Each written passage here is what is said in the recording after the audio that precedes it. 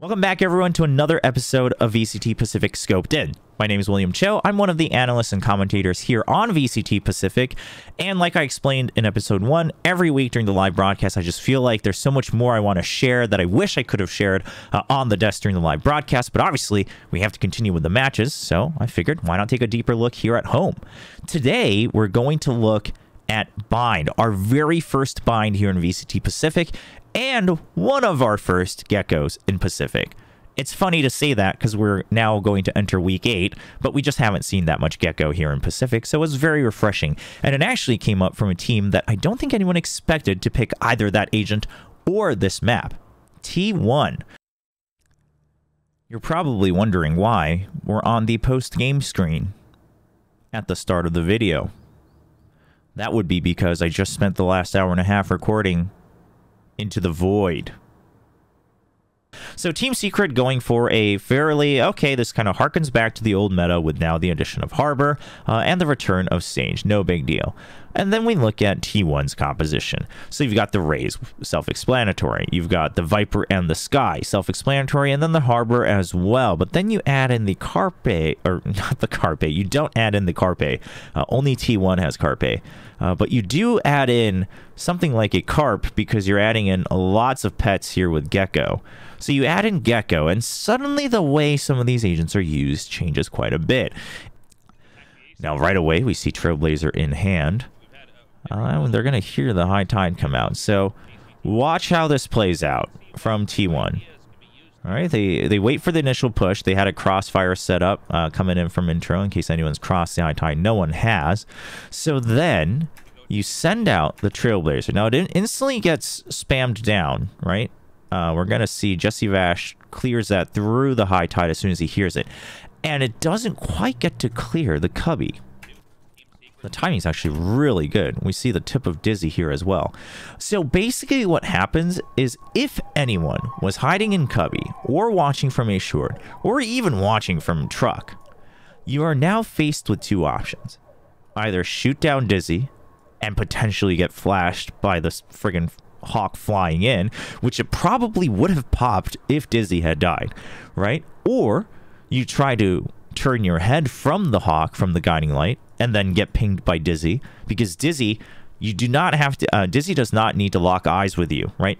Only Dizzy needs line of sight to blind you. Now, you can dodge his blind if you're strafing correctly, but either way, it will still try to mark you out, or at least notify its teammates that of your location. So it's either that, or if you're in short, or if lamps rather, or truck, your third option is to run away. Okay, so now the next round, T1 is on an eco. Now we're gonna see Saya buy a Marshall, and he's gonna get a sick headshot here. But now here's the important part. We're gonna look at what happens in hookah. Okay. So the way that T1 used this earlier in short is they send in the guiding light alongside the Dizzy, right? And the guiding light's a lot faster, but initially they'll have the same coverage. So initially, if you're in Cubby, well, that's not supposed to be an arrow, but either way, if you're in Cubby, you have the choice of trying to dodge the guiding light and still getting tagged fully by the Dizzy, or shooting the Dizzy and then potentially getting full flashed by the guiding light. So it puts a lot of pressure no matter what. And then, but what they're using it for is the Dizzy is meant to cover the pop flash distance, right? Right close. It didn't check anyone, so they, T1 can now take control of this area. Meanwhile, the guiding light goes in, doesn't tag anyone here. But even then, before it's popped, by that point, Dizzy is also here, right? So the same pressure still applies. Do I shoot the Dizzy, or do I turn my head and get blinded? If anyone was there. Now, no one was there in round 1 anyway, but then last but not least, Dizzy still gets sight into lamps as well. That's how T1 uses it in round 1. Now, let's get back to round 2. So round 2, Borkum's hiding in lamps. Doesn't know if anyone's here yet. Now watch what happens. Munchkin and Carpe are both preparing to send out their pets once again. And then boom, pop flash. So this is a short flash here from the guiding light. So what does that mean? It's that Munchkin doesn't have too much time to swing on this, right? Because it's a shorter flash. Now, because it's a very good pop flash and it's near instant, Borkum is not able to turn away from this. But meanwhile, look at what's coming up from behind. Good old Dizzy is going to follow up from this. So not only does Borkum get full flashed for the short duration. So he's trying to run away. He actually gets marked by the Dizzy. Now, I don't think Borkum actually gets hit here by the Dizzy, but what happens is because he was full flashed, he's not actually able to jump out of the window here. And Borkum just has no idea what to expect. He gets caught off guard. And Envy, not able to win the initial duel to Munchkin, and the Munchkin with a great shot. And then Munchkin's going to get an insane duel here against Jeremy as well. And that's how T1 gets the Thrifty. But whether they won the round or not, we see once again Guiding Light and Dizzy being used to basically buy this entire area, right? They buy... They basically buy the entire area of hookah. So earlier it was used to buy short into potential boxes. This time it was used to buy space here or create space in hookah. Okay, so round 3. Let's play it out. Guiding Light goes through on both sides. They tag each other, forces Envy off the orb. He's now just going to have to jump peek. And meanwhile, we see all the pets go out. Everything, including the Boombot. Even the inanimate buddy. Let's rewind that, because while it just looks funny and looks like they're just dumping a lot of stuff, it's really meticulously done. So first, Carpe, not only is he jump peeking, but at the same time, he's going to send Wingman over towards the corner. Meanwhile, Trailblazer, hot on its trail. So one of these two is going to most likely survive, especially because the enemy's on an eco, right? So they don't have something like the Phantom where they can just spray down and take out all the pets. But then the Dizzy's thrown as well. Now, meanwhile, they spot the Poison Cloud has come out from the right side.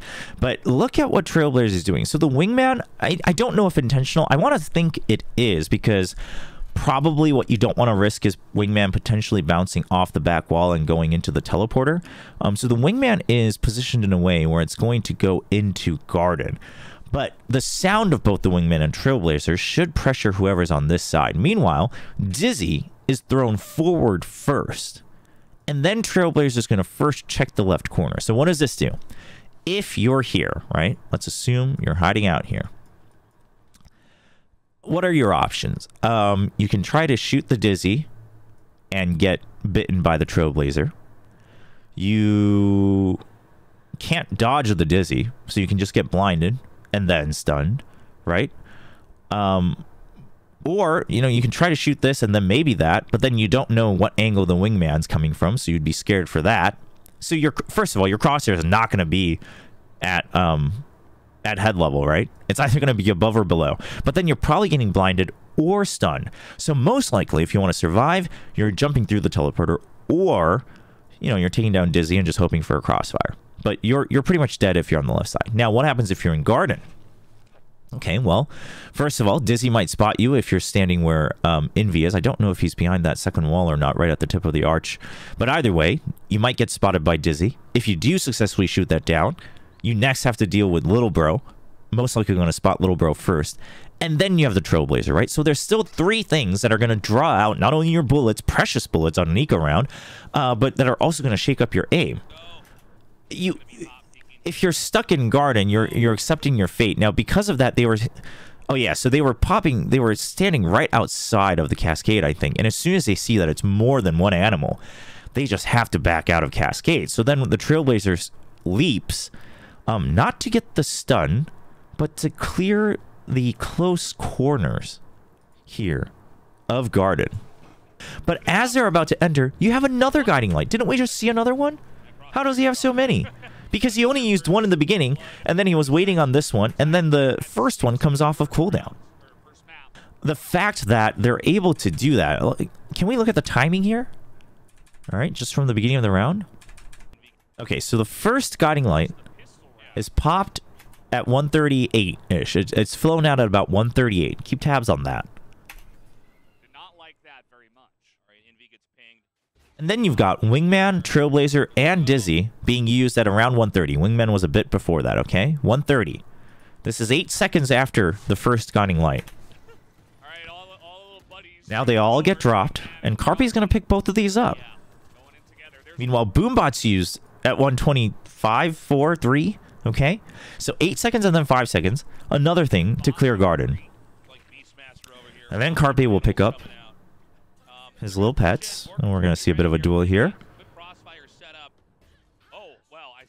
And then about 10 seconds later, at 110, the second guiding light goes out. All right. And it checks that someone is either window or, you know, like staring out from here. Now we wait about 3 seconds. Wingman is back because he picked that up first. And then another 2 seconds and Dizzy's back. And then this duel happens. And then about, what? Yeah, about 10 seconds after that second guiding light, Dizzy goes out with another guiding light. So the first one off of cooldown. Okay, so starting at 138 down to 58. Over the 40 seconds of the beginning of the round, T1 is putting out utility that would make any duel unfair. So blinds or stuns that also give info, mind you, on an average of like 7 seconds per, right? Because the first ones were about 5 seconds apart and the later ones were like 10 seconds apart. So like 7-8 seconds. Every 7 to 8 seconds, T1 can clear a corner and create an unfair duel. What? And they get the plant with Wingman as well. Like a just insane chaining of abilities within the first 40, 50 seconds of the round. And we see this every round. That's the MO from T1, is that we can afford to use these abilities early to force really unfair fights in B-Long, Hookah, Short, or potentially Showers. They don't use it as much in Showers. We can use all that within like the first 20 seconds of the round, the initial set of utility, to get full control somewhere close to one of the sites. And then we can start to push and pull. Okay. So round 4 now. That was round 3. Okay. Round 4. The macro strategy is pressure Shower. So Team Secret has to start respecting Shower still. And then they can push and pull based on that in future rounds. But let's play it out.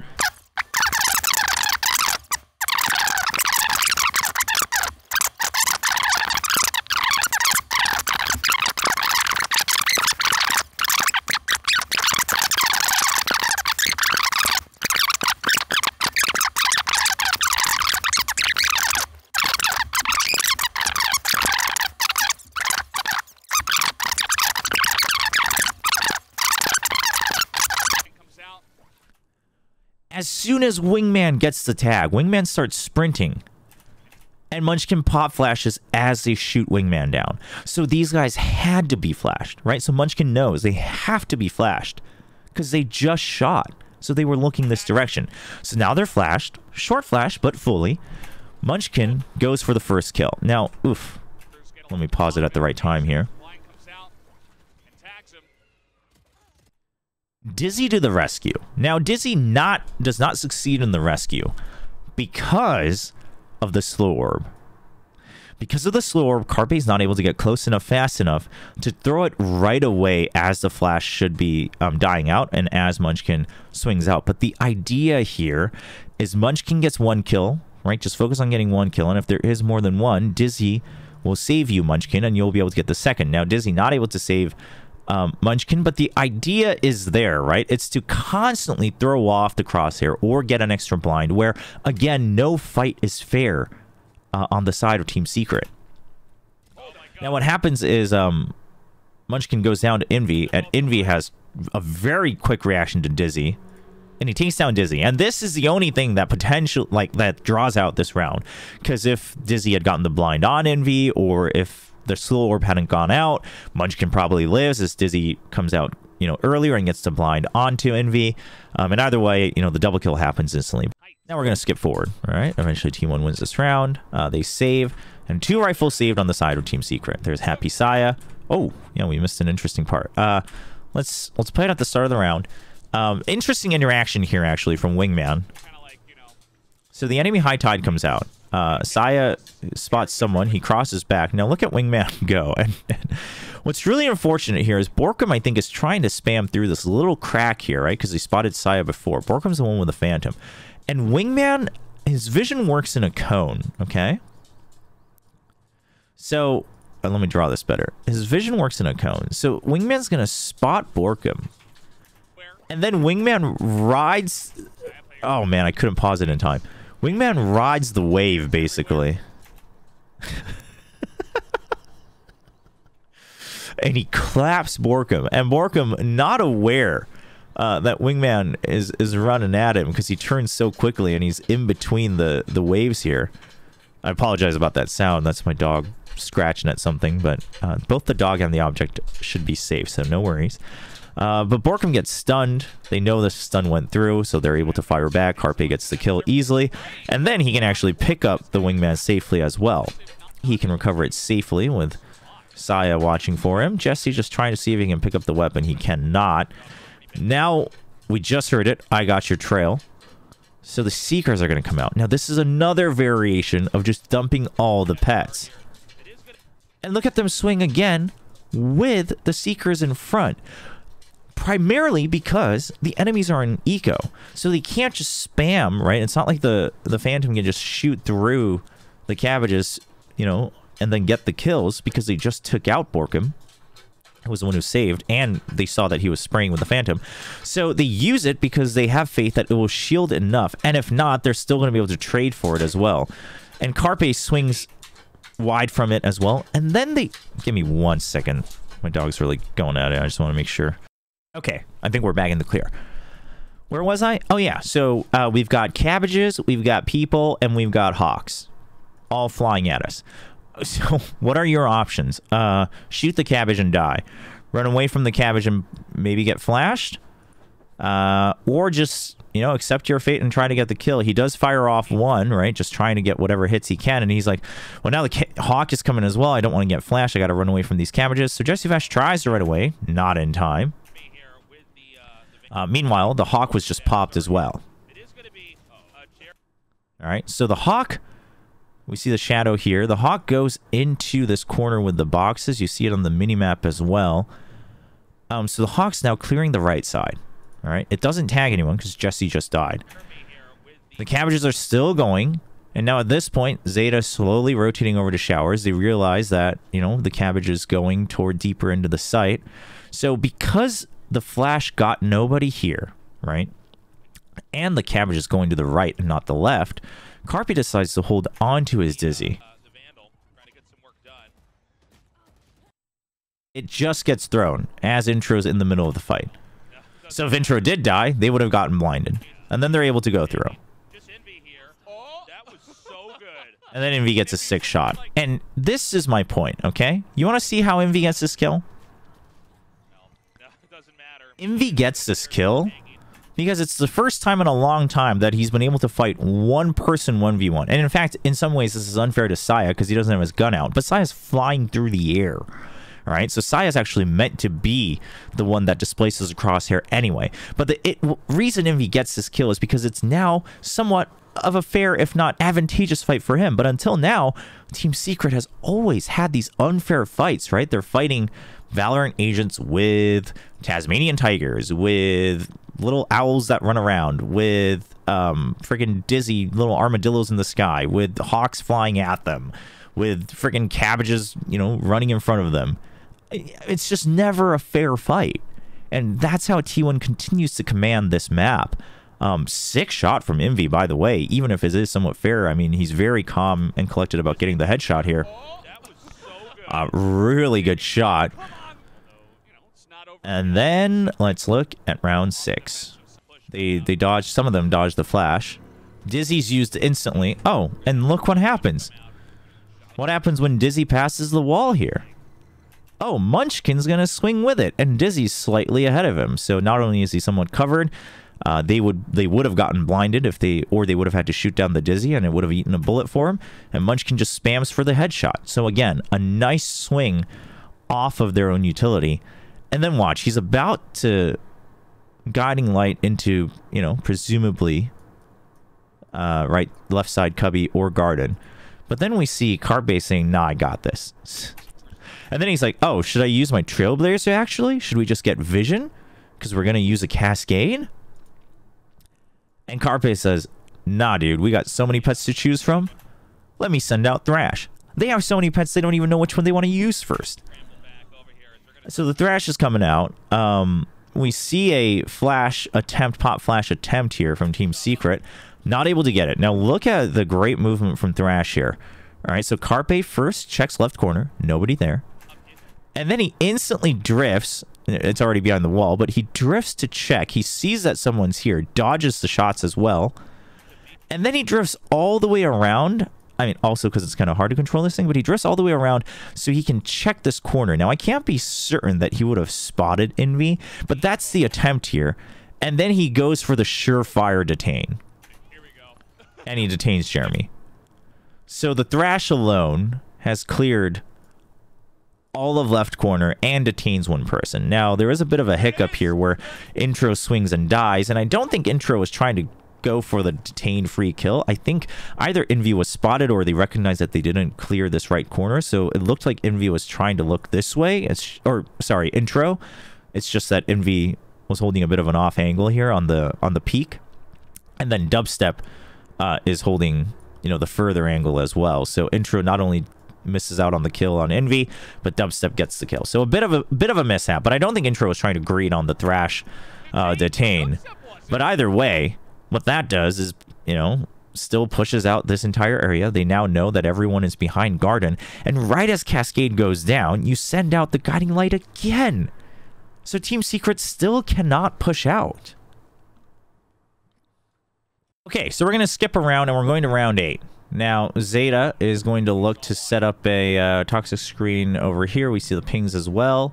He's going to set it up so he has a bit of an angle into the site here, and then the screen will cover back site. And again, kind of implying the idea, this was used last round as well, but implying the idea that we're going to put pressure on Showers. And Team Secret, they've already adjusted, right? So they say, okay, let's just make sure we keep Showers control and fight for B long. It worked last time. They end up winning out on the eventual duel. And so they're now adjusting and saying, okay, just control the extremities. Let them take Lamb, you know, Labs. Let them take Hookah. Like, no big deal. Now watch how this pans out. Initial Guiding Light just to check, and then Cascade to try to dodge the Flash. I like the setup. Now, Flash is going to come out later from Team Secret anyway. But the Cascade does block off A long, or B long, sorry.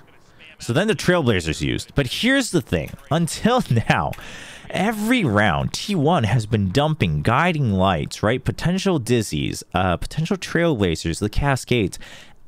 Just almost every round, if not every single round on B long, that Team Secret now has to respect this, right?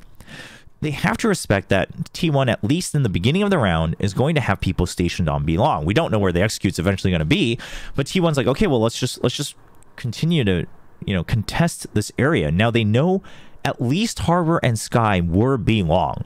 Unfortunately for them, Harbor has already rotated out, but they don't know that yet, and they have no way of checking. If they wanted to know for sure, they would have to invest the Trailblazer right now, which feels way too early. So they're just going to wait, right? Jeremy's just jiggle peeking for Envy. And we just heard a pop flash. That pop flash is Munchkin's. So Munchkin's really trying to sell the idea of a fake here because of the steep cascade. If we look at the mini-map coming in from Jesse Vash. Instant pop flash over on B long from Munchkin, and that forces them to be like, whoa, okay. And then Envy just tries to jiggle peek it again, jump peeks it again. Still spots no one. They're like, okay. They're using all their utility because of our cascade, and Team Secret's probably feeling like, all right, we've bought enough time. Now look at this setup, all right? Because of this poison cloud, the way this poison cloud is set up, it actually only creates a one-way, like if someone were to cross through, right? Like if someone actually went into lamps. And so really what it's doing is it can only like deter people from coming in, but it does not stop them from planting into Cubby. And so while Dubstep is checking to see if anyone eventually comes into the site, he has no idea that Zeta has already taken control of Cubby. All right, so now he checks to just see if anyone's coming in through here. Eventually no one does. They bring down the poison cloud, and then he thinks he's checking the cross, but, you know, no one's there. Zeta's already on the other side of the toxic screen. Now, so that's already allowed a good timing for T1 to slowly set up. Zeta now using his toxic screen to creep into lamps. And with the screen going down, Carpe's already holding the angle, so they have the advantage. Now, he doesn't get the kill, nor does he get taken out. So he backs out, but not to worry.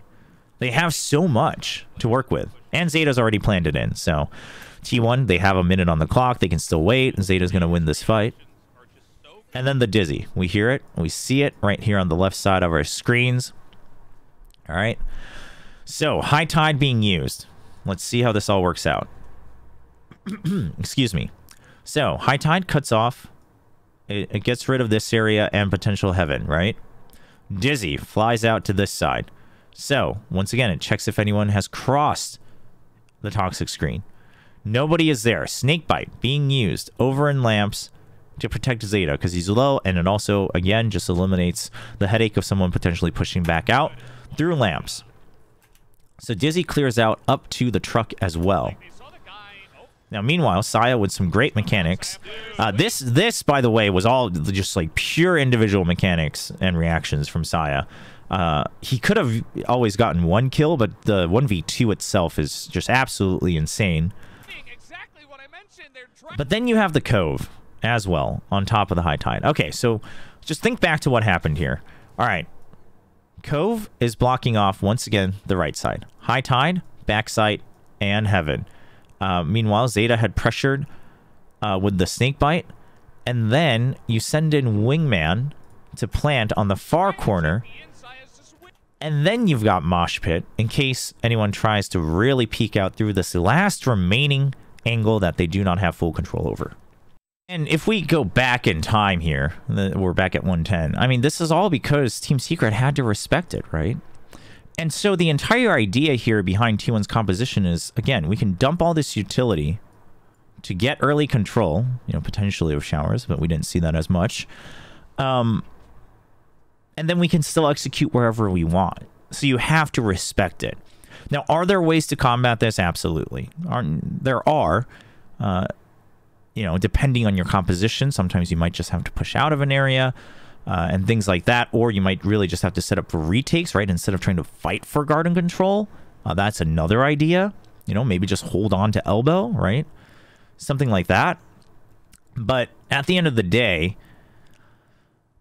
Team Secret, they don't find the answer, right? And I can't guarantee that I know the answer. We're just speculating here. But T1, again, the prep they do is that they understand the strengths of their composition of fighting for these close quarters areas early in the round. And then they can just recycle their abilities and utility to execute onto a site. And because of that, they're able to start setting up fakes like these to rotate, you know, multiple times throughout the first half and get those plants. Now, there's just one more thing I want to talk about. So why does this composition work? And why, you know, why doesn't it work with anybody else? Well, first of all, we're looking at Gekko Sky here, right? So let's presume who else, you know, is an initiator who can kind of give you some info while, you know, potentially blinding or disrupting, creating these quote-unquote unfair fights. Well, let's take a look at Fade, right? Well, I mean, I guess Sova kind of, but not so much. Sova's much more of an intel and kind of push out clear corners kind of initiator, whereas Fade, obviously, can not only force areas out, but create these unfair fighting conditions. But even then, the only thing that really creates a very unfair fight is, while giving info, is the Prowler, right? So let's just assume you use things the same way, right? Let's assume you use the Guiding Light and the Prowler. So the first section can still work the same way, right? Okay, well, you either dodge the Guiding Light and get bitten by the Prowler, or you get bitten by the Prowler and potentially get full flashed by the Guiding Light. Okay. So that allows, you know, this team to get control of this area. Great. But now this Prowler is out. It's done. All right. Now you could get a second Guiding Light, sure, for this area. But now this area is too wide, right? The Prowler, where's our second Prowler here? The second Prowler, it cannot clear, like, all of this, right?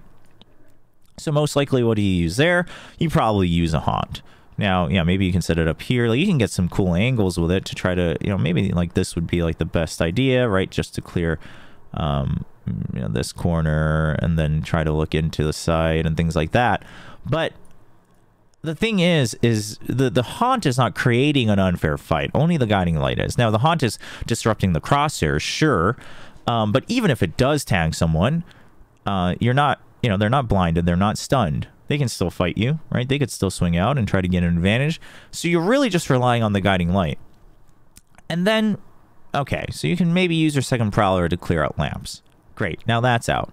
So now you have to wait, you know, for your haunt to come back. At that point, right, you still have, maybe you still have your Trailblazer left. But it's really just the haunt, potential haunt, Trailblazer, and then the C's if you have info, right, to create these unfair fights. Now, these are all great abilities and utility for post-plant. That's fine.